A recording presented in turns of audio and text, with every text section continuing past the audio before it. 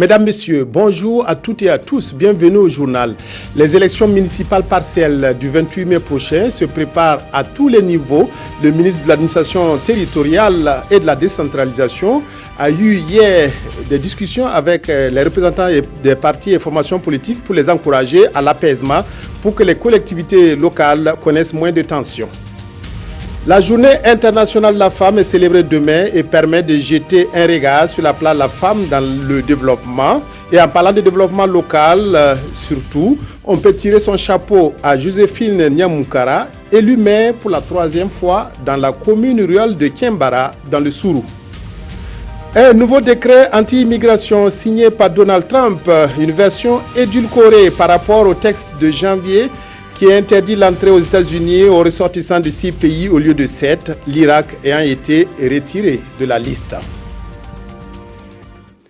Mais tout d'abord, la montée des couleurs ce matin à Kosiam en présence du président du Faso, Roch Marc Christian Kaboré, une montée décidée chaque premier mardi du mois pour cultiver la citoyenneté et la gouvernance démocratique. Donc c'est un rituel qui est respecté maintenant au niveau de la présidence du Faso. Chaque premier mardi du mois, les travailleurs, tous les agents de Kosiam se retrouvent pour cette montée des couleurs. Et ce matin, c'était en présence de Roch Marc Christian Kaboré.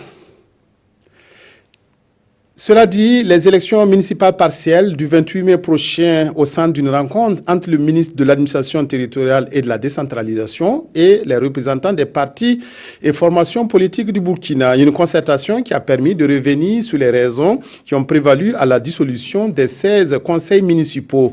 Le ministre de l'administration territoriale et de la décentralisation a invité les partis politiques à jouer leur rôle afin d'éviter les conflits électoraux. Reportage d'Aouda Ouattara, Vincent Tiendrebe. Le Burkina Faso va organiser des élections municipales partielles le 28 mai prochain, conséquence de la dissolution des 17 conseils de collectivité par le Conseil des ministres. C'est l'information que le tout nouveau ministre de l'administration territoriale et de la décentralisation a portée à la connaissance des responsables des partis politiques. Et cela doit coûter à l'État 1,2 milliard de francs CFA. Mais comment en est-on arrivé là? C'est que depuis les municipales de mai 2016, les conseils de collectivités concernés sont restés dans l'incapacité de fonctionner, faute de consensus. Les raisons pour lesquelles on est en train d'aller à des élections partielles ou complémentaires, les partis politiques devraient pouvoir nous aider à pouvoir juguler les raisons qui ont fait que ces conseils municipaux n'ont pas fonctionné ou bien les élections n'ont pas eu lieu. Aux attentes du gouvernement, les responsables des partis politiques réagissent. Si nous sommes arrivés à une situation qui nécessite une reprise des élections, c'est qu'il y a un problème. Et ce problème, il faut qu'on le traite dans le fond pour ne pas retomber encore dans les mêmes travers. Il y a eu mort d'hommes dans certaines communes.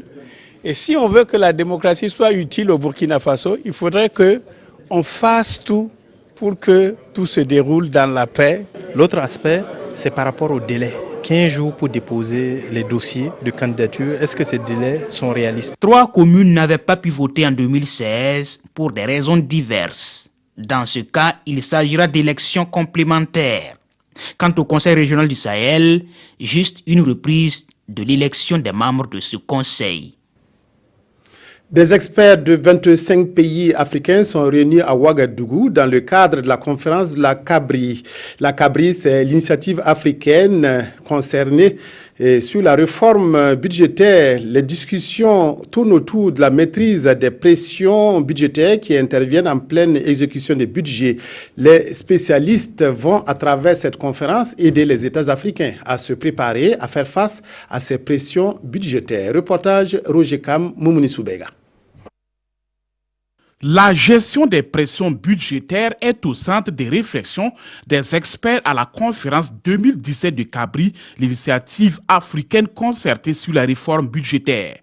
Il est question d'analyser et de prévenir les pressions budgétaires causées par des facteurs comme les catastrophes naturelles et des changements politiques imprévus. Nous nous rendons compte dans nos pays que certaines fois, en raison de chocs et non prévues. Bon, nous connaissons ici les questions de sécheresse, du fait que les cours mondiaux peuvent être baissiers, et du fait que nous avons certaines fois des revendications sociales qui n'ont pas été budgétisées, etc.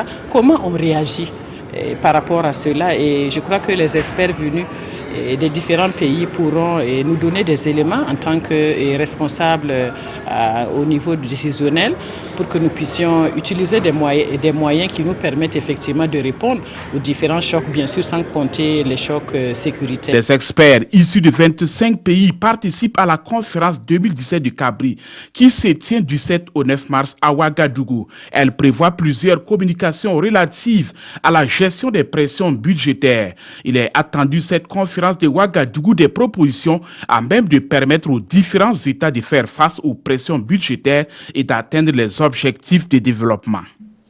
La journée internationale de la femme est célébrée demain et en prélude à cette commémoration, des activités dédiées aux femmes ou les impliquants ont lieu au Burkina. Ainsi, une campagne de dépistage des maladies cardiovasculaires est organisée par la mairie de l'arrondissement de Ouagadougou. Une occasion de contribuer à l'amélioration de la santé des populations par le dépistage et la sensibilisation autour des facteurs de risque de ces maladies. Paul David Bambara, Maimouna Traoré.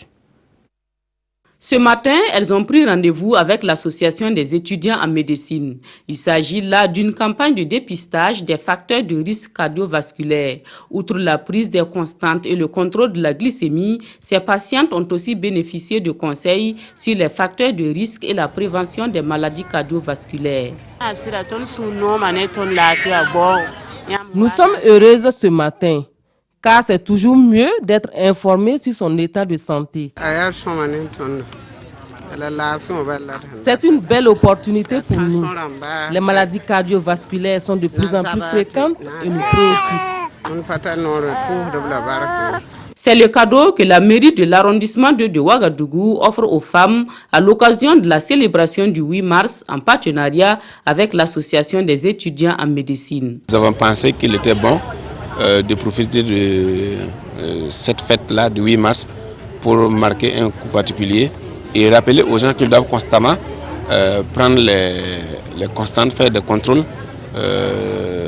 sur leur état de santé. Et en fonction de ce qu'ils vont trouver comme résultat, ils vont prescrire. Il y a des médicaments qu'on a mis en disposition des femmes également.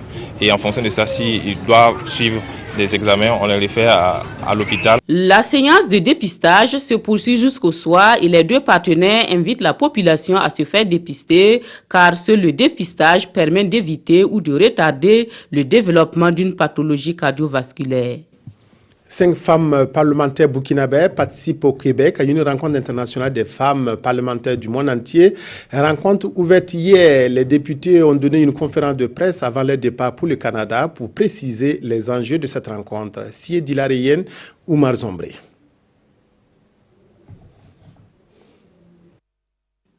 Ces femmes font partie de la délégation de femmes députées qui se rendra du 6 au 12 mars prochain pour prendre part à la réunion du réseau des femmes parlementaires de la francophonie. Elles sont au nombre de 5 d'obédiences politiques différentes. Information donnée ici au cours de cette conférence de presse. Une délégation de 5 femmes parlementaires du Burkina Faso va participer à la réunion du réseau des femmes parlementaires de la francophonie à Québec. Le thème retenu pour cette réunion des parlementaires de la gente féminine est « Les femmes et les migrations ». En marge de cette rencontre, les députés bénéficieront également d'une formation sur le leadership au féminin et elles comptent bien partager leurs connaissances et expériences une fois de retour au pays. La primeur quand même de ce qui va être fait là-bas sera déroulée à nos honorables députés femmes d'abord en primeur et ça sera suivi d'un rapport. Tout ce que nous allons pouvoir engranger en termes d'écoute et d'opportunités, nous pensons que ça va profiter aux femmes en premier lieu. Cette mission du projet des femmes parlementaires au Canada entre dans le cadre de la mise en œuvre du projet d'appui à la démocratie au Burkina Faso, PADEB, un projet financé par le gouvernement canadien au profit de l'Assemblée nationale. Dans le cas du 8 mars, focus sur une femme battante, Joséphine Nyankura. Elle est maire de la commune rurale de Kiembara dans le Sourou, maire M-A-I-R-E, au lieu de M-E-R. Voilà, vous l'avez bien compris. Grâce à son engagement en faveur des populations, Joséphine Nyankura a pu se faire élire pour la 3e fois et de surcroît sous la bannière de 3 partis politiques différents, ce qui est une preuve de sa popularité. Rencontre avec cette femme impliquée dans le développement local, avec Yves Rwamba et Aïcha Dianda. Au pays de la princesse Yenega ou de Gimbi Ouattara, il y a toujours des femmes battantes qui œuvrent pour le développement de leur collectivité territoriale. Et Joséphine Nyamunkara, maire de la commune rurale de Kiembara dans la province du Sourou, est de ces femmes-là. Au plan national, elle a été distinguée pour son leadership en matière de bonne gouvernance. Vraiment, on ne peut pas récolter du miel sans lécher les doigts. Mais Madame Joséphine, elle récolte le miel, mais elle n'a jamais léché le doigt. Madame Joséphine est une femme qui vraiment a beaucoup travaillé pour le développement de notre commune.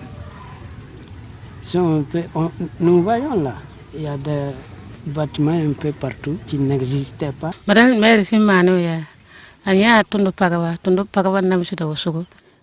le maire nous a beaucoup aidés. Grâce à ce jardin, nous pouvons avoir 500 à 1500 par jour. Ça nous permet d'assurer la scolarité de nos enfants et les dépenses de famille. Elle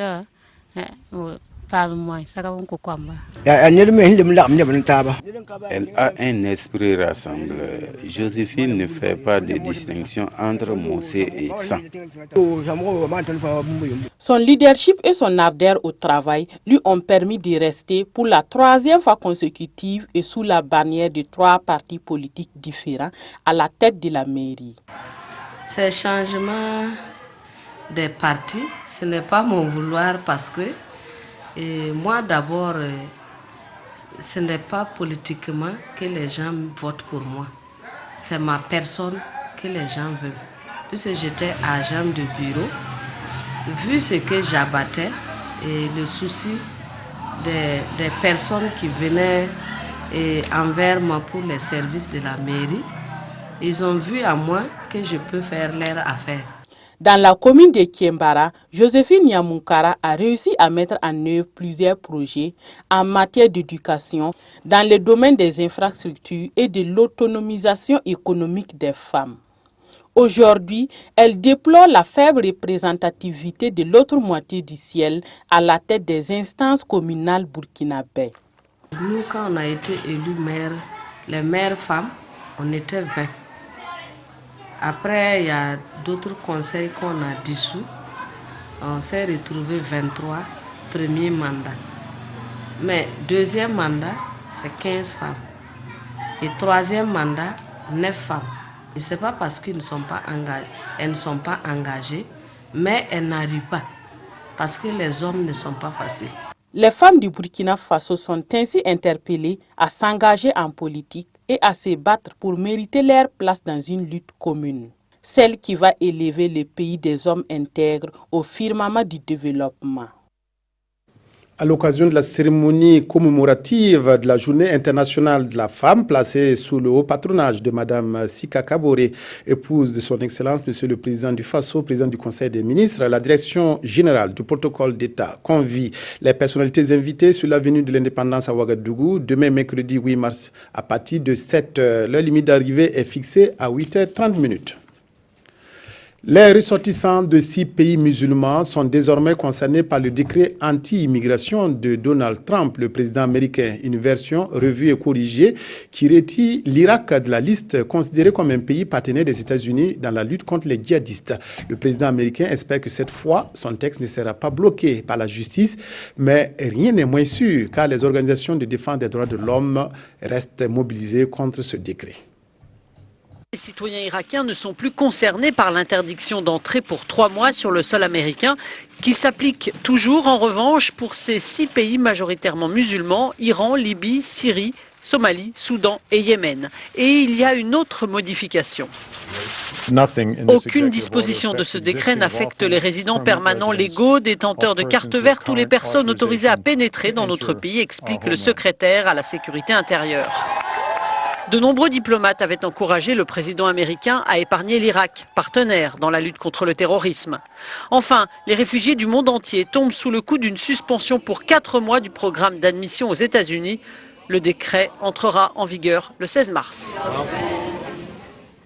Le 8 mars constitue une nouvelle fois un sujet de controverse à l'approche de la célébration donc, de cette journée internationale des femmes, et les journaux en font écho. Les quotidiens reviennent aussi sur la situation sécuritaire au nord du Burkina avec le séjour d'une délégation ministérielle à Djibo. Revue de presse signée Tobom Evelyne Dabiré. Une délégation du gouvernement burkinabé à Djibo, c'est la principale information que rapportent les journaux de ce matin. But de la visite, réconforter la population, présenter les condoléances de l'État aux familles éplorées et remonter le moral des forces de défense et de sécurité, explique Sidouaya.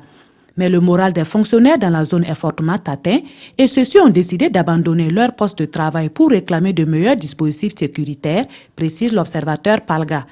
Fuite également dans la même zone de 14 soldats maliens dimanche dernier qui ont trouvé refuge chez leurs frères d'armes burkinabés à Kerboulé, informe l'observateur Palga. Pour l'Express du Faso, Malam Diko, à travers ses attaques transfrontalières, défie nos deux nations et l'ensemble de la communauté internationale. Ce journal interroge alors, le Burkina a-t-il perdu le Sahel ? Question légitime selon lui car jusque-là, le gouvernement donne l'impression d'être impuissant. Quelques mesures sont prises par le gouverneur de la région du Sahel. Interdiction de circuler à moto, tricycle, charrette ou véhicule sur la bande transfrontalière de 17h à 6h du matin, informe aujourd'hui au Faso.